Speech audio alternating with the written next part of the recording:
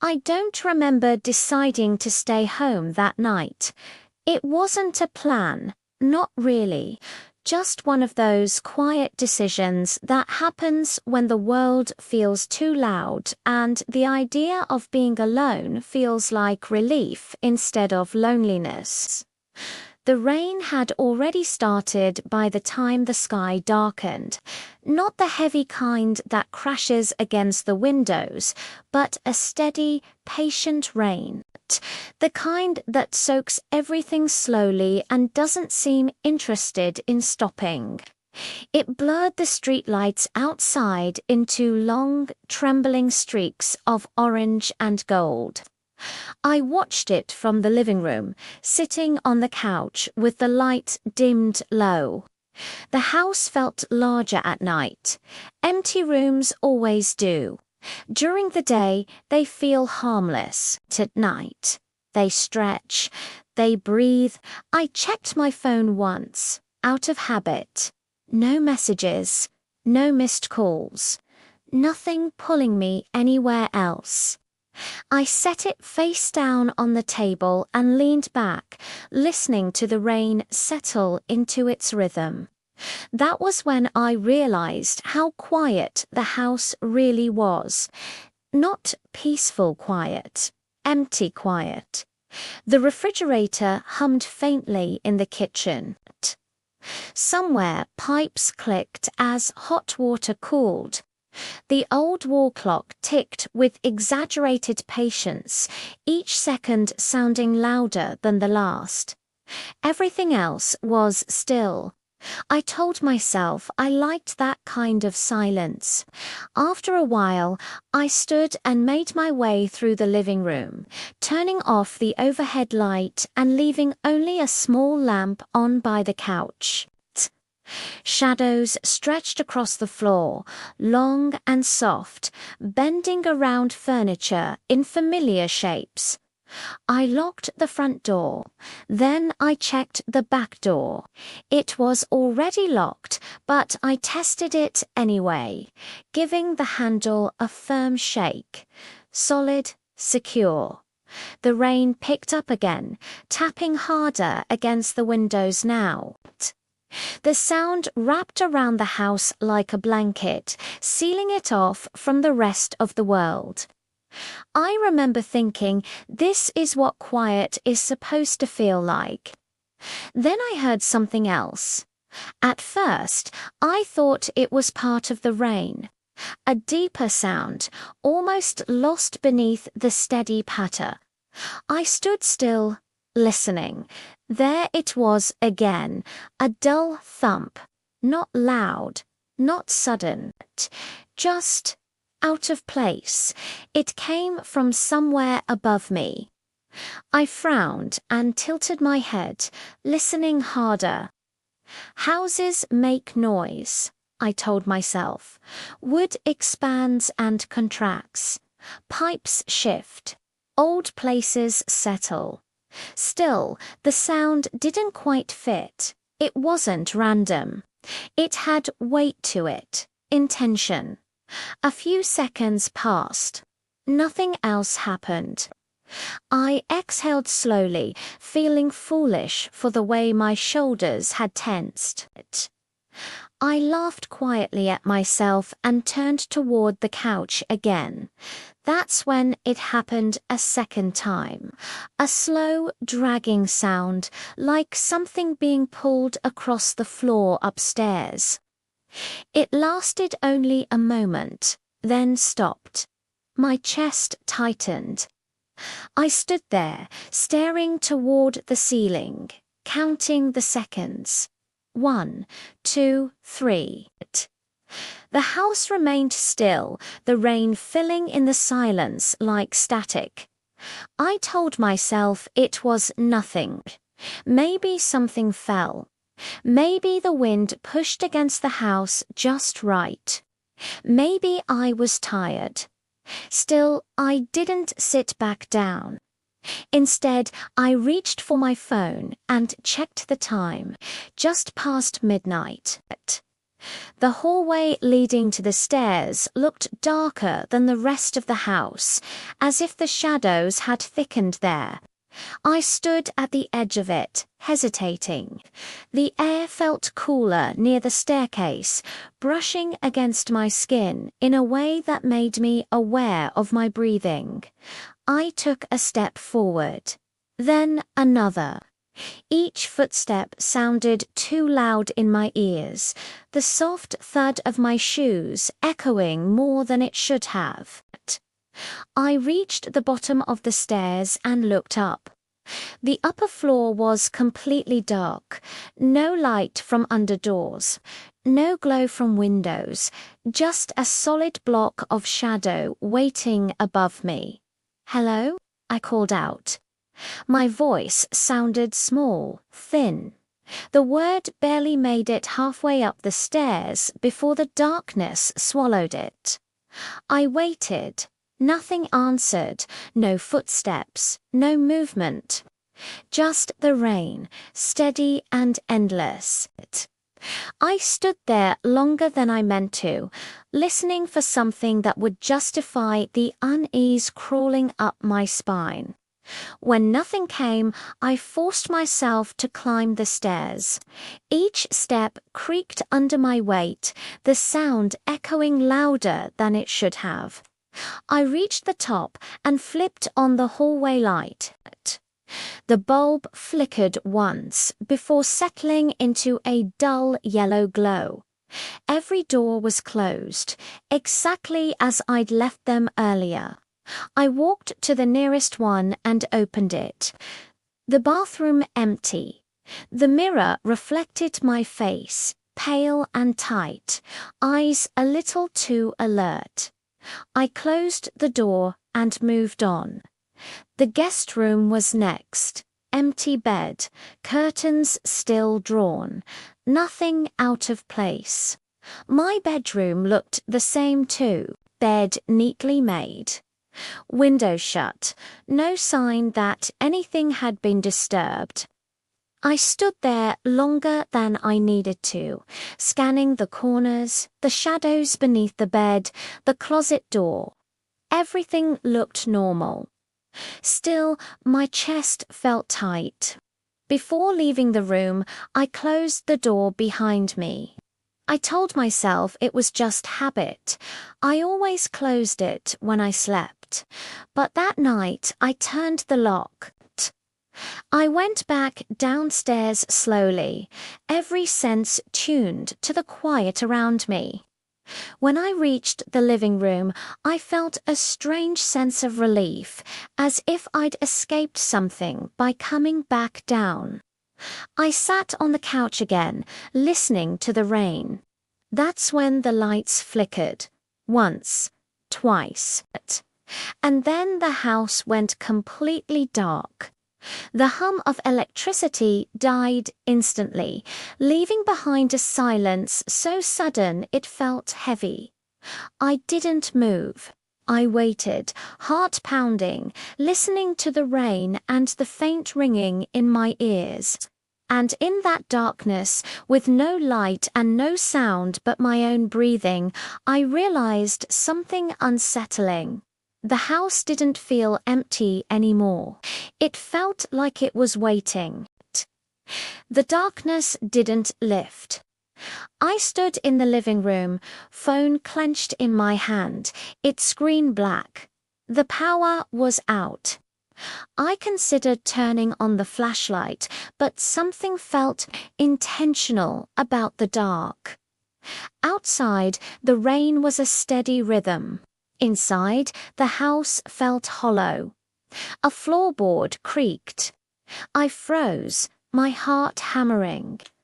I told myself it was just the old house settling. Then I felt it. The air grew thick, heavy. A pressure built in my ears. Above me, the house creaked again. Not a random sound. It was deliberate. A slow, careful shift of weight. The kind someone makes when they're trying not to be heard. My throat went dry. One measured step, then another, directly above me. I stood perfectly still, counting my breaths. Then the unmistakable sensation of being watched, not from in front or behind me, from above. I stared at the ceiling, seeing nothing, but the feeling wouldn't go away. I don't know how long I stood there after the footsteps faded. Time just stopped making sense. My legs ached, but the house felt alert, like it knew I was there. The rain softened, filling the silence. I forced myself to breathe. Nothing happened. No sound, no movement, just rain and my own pulse. I couldn't stay in the living room. It felt too exposed. I crept toward the kitchen, flashlight beam low. The hallway seemed longer, narrower. I refused to look up the stairs, knowing I'd see something I couldn't unsee. In the kitchen, I leaned against the counter.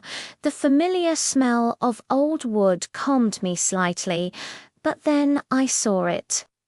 One of the kitchen chairs was pulled out from the table. Just a few inches. I hadn't been in here since the power went out. My hand touched the backrest. The wood was warm, not room temperature, warm, as if someone had just been sitting there. The couch dipped slowly, deliberately, as if someone were testing its weight before committing to it. I didn't look. Every instinct screamed at me to turn my head to see what was sitting beside me, but I couldn't. My body refused.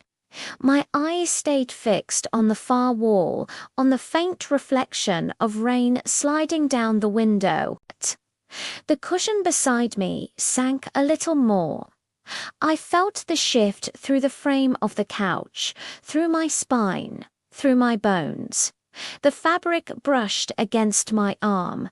Not a grab, not a touch meant to scare, just contact, casual, familiar. The air beside me grew colder, dense enough that my breath fogged faintly when I exhaled. I could smell something then. Damp wood, old fabric, a hint of something sour underneath it all, like water left standing too long. I stayed completely still. I told myself that if I didn't acknowledge it, it couldn't acknowledge me. That if I pretended nothing was wrong, this thing, whatever it was, would lose interest. The couch creaked softly as the weight shifted. A sound like fabric sliding across fabric followed, slow and deliberate. Then, very quietly, I heard breathing. Not sharp or ragged, calm, patient. It matched my rhythm at first, inhaling when I did, exhaling when I did. I tried to change my breathing, slow it, then quicken it. The breathing beside me followed every change. A bead of sweat rolled down my temple. The rain outside grew louder, pounding against the windows as if the storm itself were listening in. I stared at the wall, afraid that if I turned my head even slightly, I would see something that would break me. I focused on the smallest details. A crack in the paint, a smudge near the light switch, the faint reflection of movement in the glass. Something shifted in that reflection.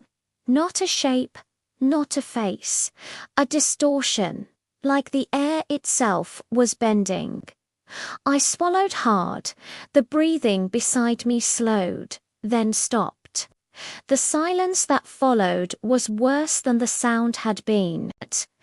It felt charged, expectant. I could feel a presence leaning closer, close enough that the hairs on my arm lifted. A whisper brushed past my ear. Not a word, just breath. Warm, damp, intent. I flinched, my muscles finally rebelling, and my body jerked away from the spot on the couch. The movement broke whatever fragile stillness had been holding the moment together. The weight beside me lifted. The cushion slowly rose back into shape. I turned my head. There was nothing there. No indentation, no shadow, no sign that anyone had ever been sitting beside me. My heart hammered so hard it made me dizzy. I stood up, legs shaking, and backed away from the couch. My eyes scanned the room, darting from corner to corner, searching for movement, for proof that I wasn't losing my mind. The room was empty.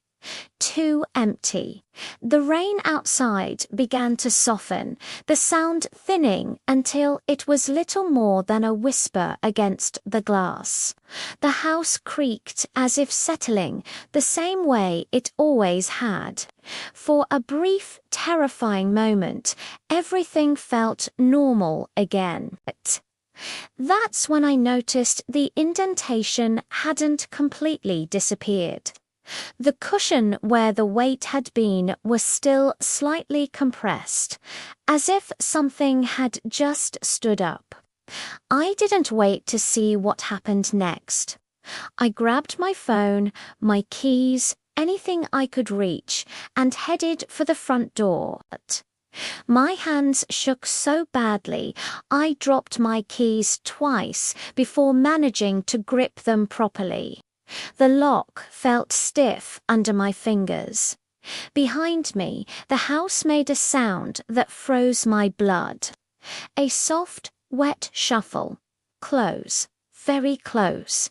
I didn't turn around. I wrenched the door open and stumbled out onto the porch, the cold night air hitting my face like a slap.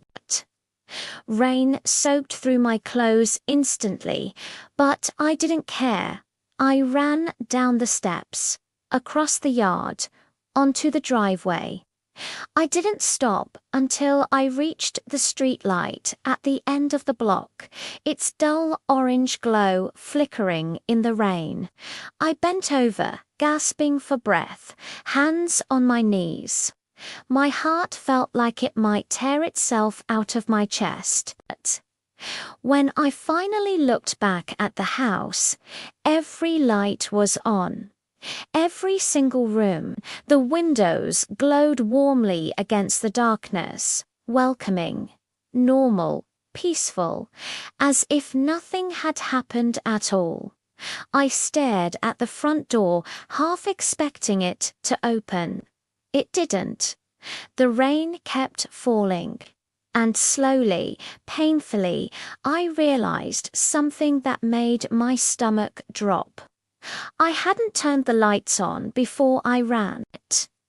If you enjoy stories that get your heart racing, make sure to like and subscribe for more. Thanks for listening. I stood under the streetlight longer than I should have. Rain soaked through my clothes, dripping from my hair, running down my neck, pooling inside my shoes. I barely noticed. All I could do was stare at the house across the street, its windows glowing softly like unblinking eyes. It looked peaceful, inviting even. That was what frightened me the most. I knew I hadn't turned those lights on.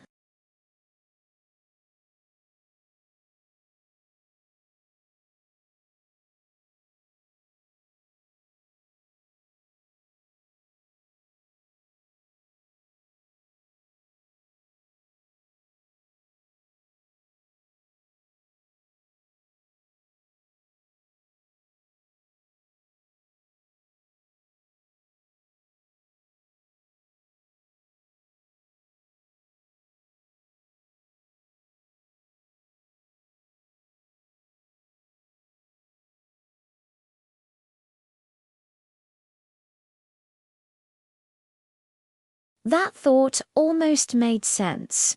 Almost then, I noticed the movement behind the upstairs window. Slow, deliberate. A shape passed behind the curtains, tall and indistinct. Not a shadow cast by anything inside, but something solid enough to block the light completely for a brief second.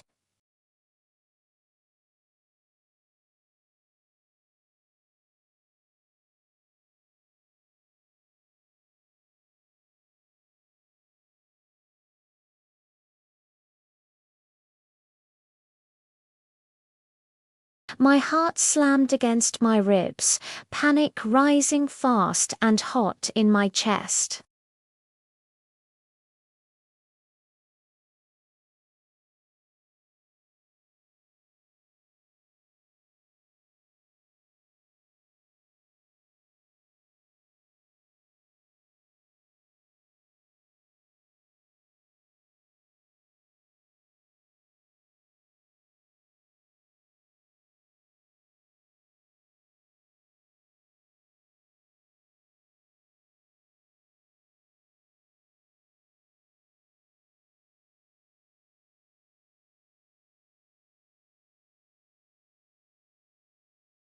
Houses stood dark and silent on either side, their windows black and unreadable. I called out, my voice cracking, but the sound just vanished into the rain.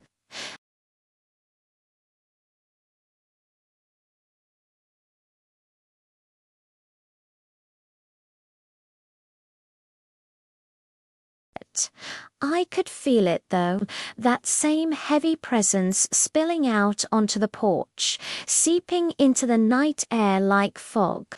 Something moved behind me, bare feet on wet concrete. Slow, careful, measured I ran. I didn't look back as I bolted down the street, water splashing around my ankles, breath tearing out of my lungs.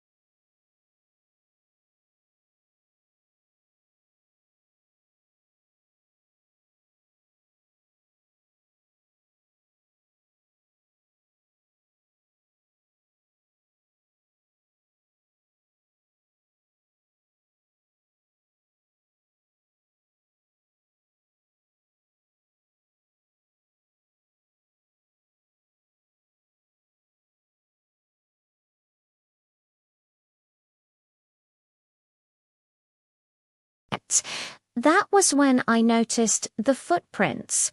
Wet footprints, leading away from me. They were mine, but there was something wrong with them.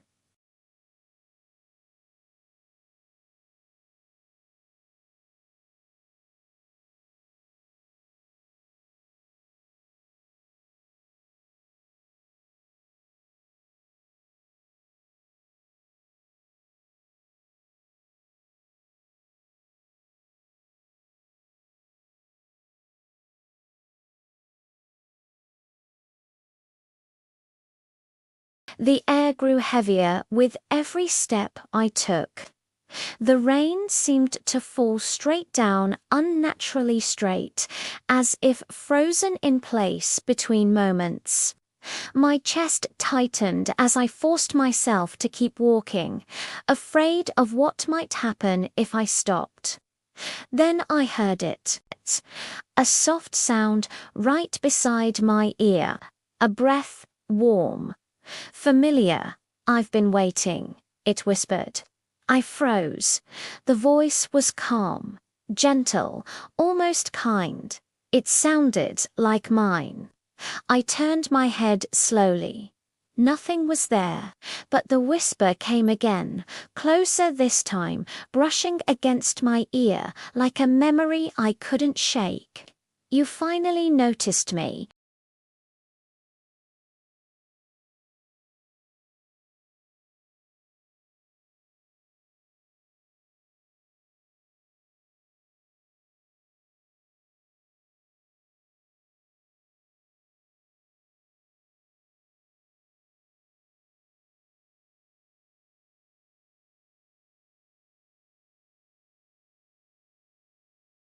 Every doorway led back to the same place. My house. I staggered backward, heart pounding, panic clawing up my throat. The rain fell harder, drenching me, muffling sound, trapping me in the moment. The voice whispered again, closer than ever. "You never really left."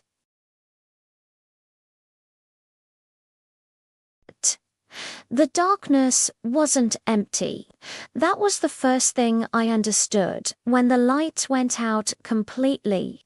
Not just dark, it was occupied.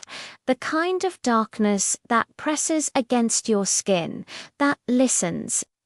I stood frozen, rain soaking through my clothes, my breath shallow and uneven. The world felt paused, like everything was holding still to see what I would do next. Then the ground beneath my feet changed. Not suddenly, not violently. The pavement just softened, shifting beneath my shoes until it no longer felt like concrete. It felt familiar, smooth, wooden, a floor. My stomach dropped. I looked down and saw the faint outline of floorboards stretching out beneath me. The rain was gone. The street was gone. I was standing in the hallway of the house again. No doors, no windows.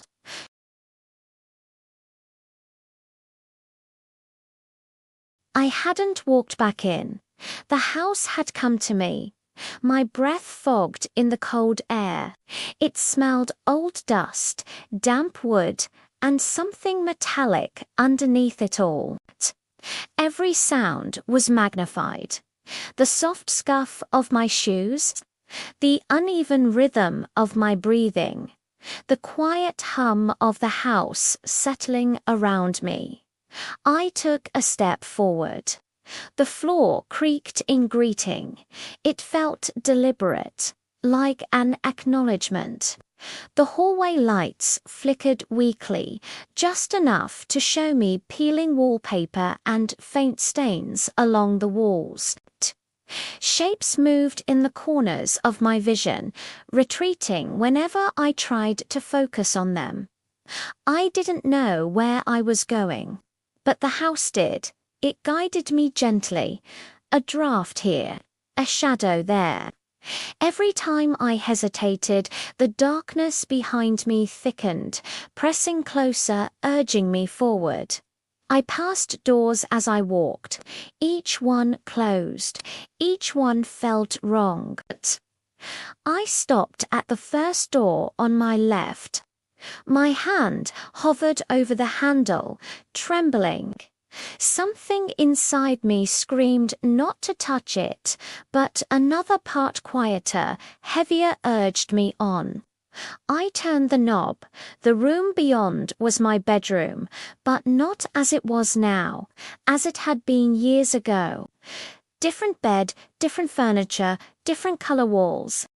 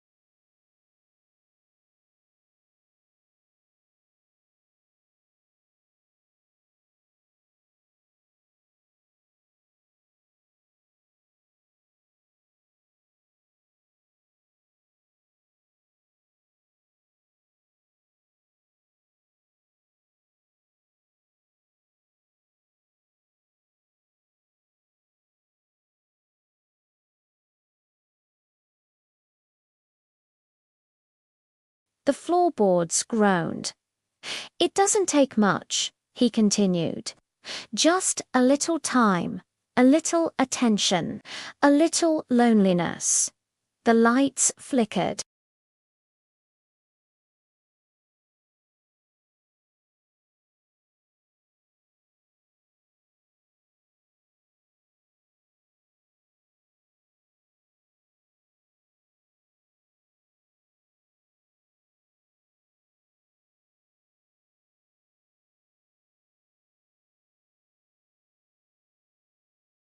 The walls began to close in, the ceiling lowering inch by inch. I backed away, heart racing, panic rising fast.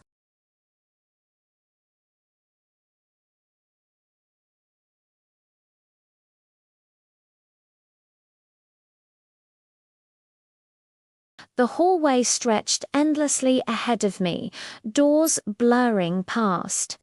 The sound of footsteps chasing me, my own, and something else, always just behind.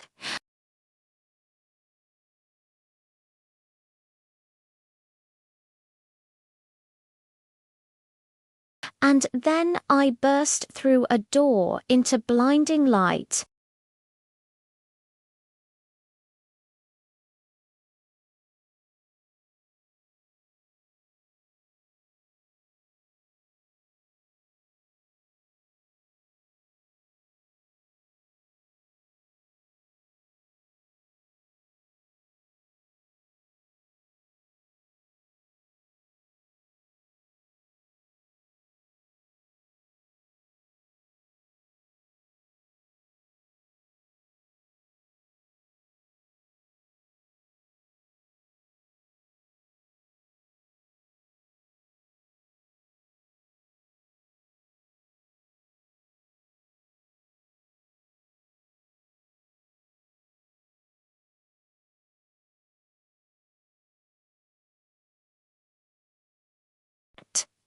The rain had slowed to a mist by the time I stood up again.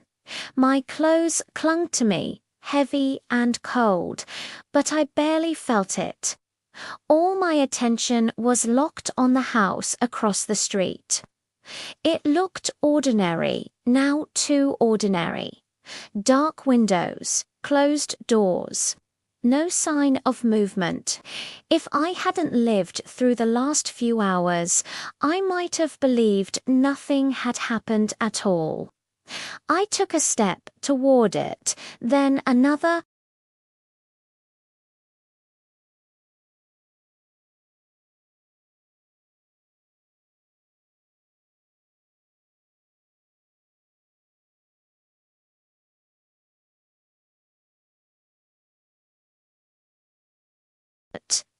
The air around the door felt colder than the rest of the night, as if the house were holding its breath. When I touched the handle, a faint vibration passed through it. Not movement, recognition. The door opened easily. Inside, the house was dark again. Not the heavy, oppressive dark from before this felt. Patient, like a held breath waiting to be released. I stepped inside. The door closed behind me on its own, quiet as a whisper. I didn't jump this time. I didn't run. I just stood there, listening. The silence felt expectant. Then the lights flickered on one by one down the hallway. Not all at once, but slowly, like a path being revealed. Each bulb hummed softly as it came to life. I followed the light. The hallway seemed longer now, stretching farther than it ever had before. Doors lined both sides, all closed, all identical. As I passed them, I felt something stir behind each one. A presence, a memory.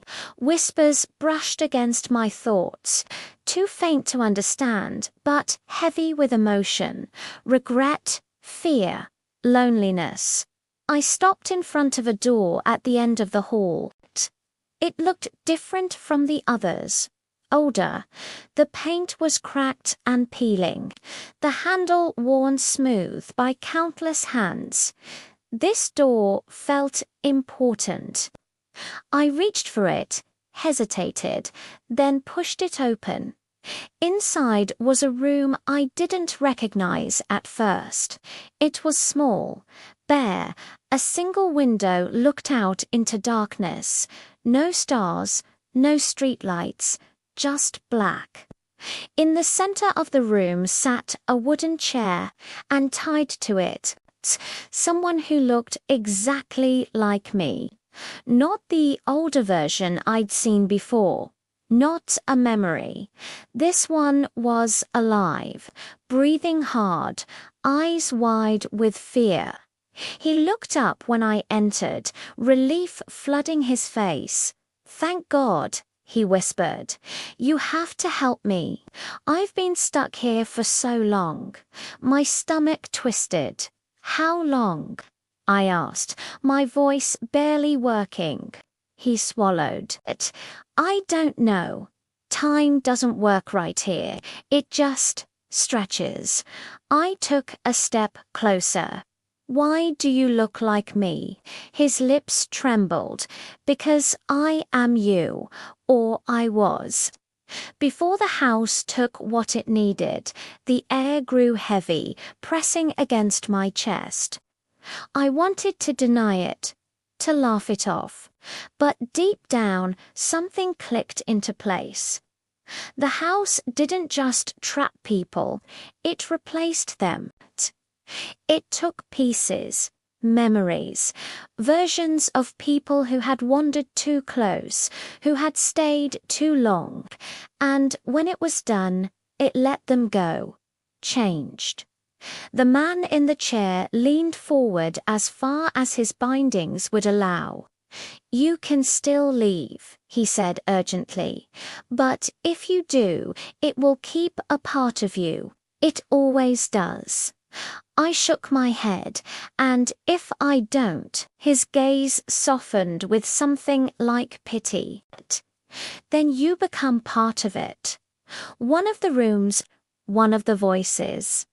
The lights flickered violently. The walls groaned as if straining under pressure. I felt something brush against my back, a presence closing in. I understood then, the house wasn't evil. It was lonely. It fed on fragments of people the way others fed on memories or dreams.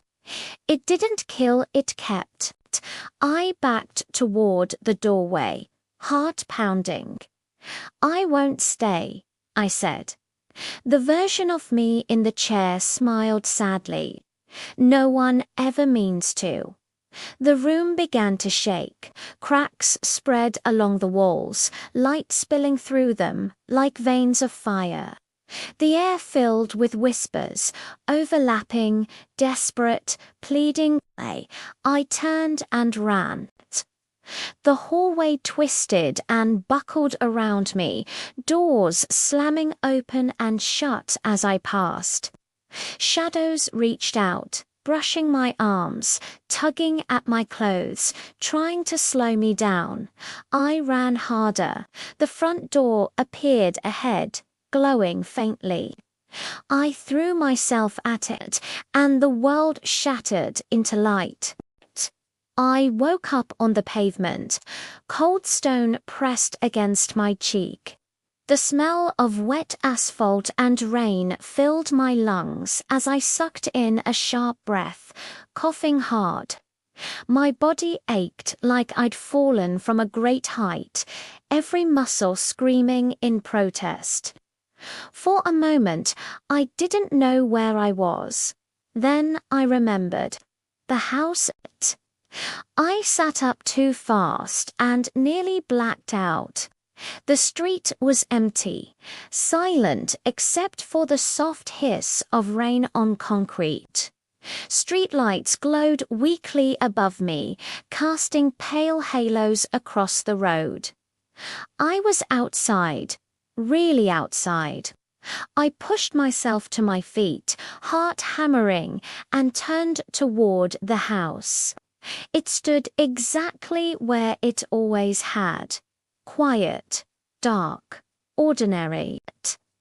No glowing windows, no movement, no sign of anything wrong. It looked harmless. That terrified me more than anything else. I took a shaky step toward it, then stopped. Something felt different, not around me, but inside me. A hollow sensation, like a room in my chest, had been cleared out. I tried to steady my breathing and noticed something else.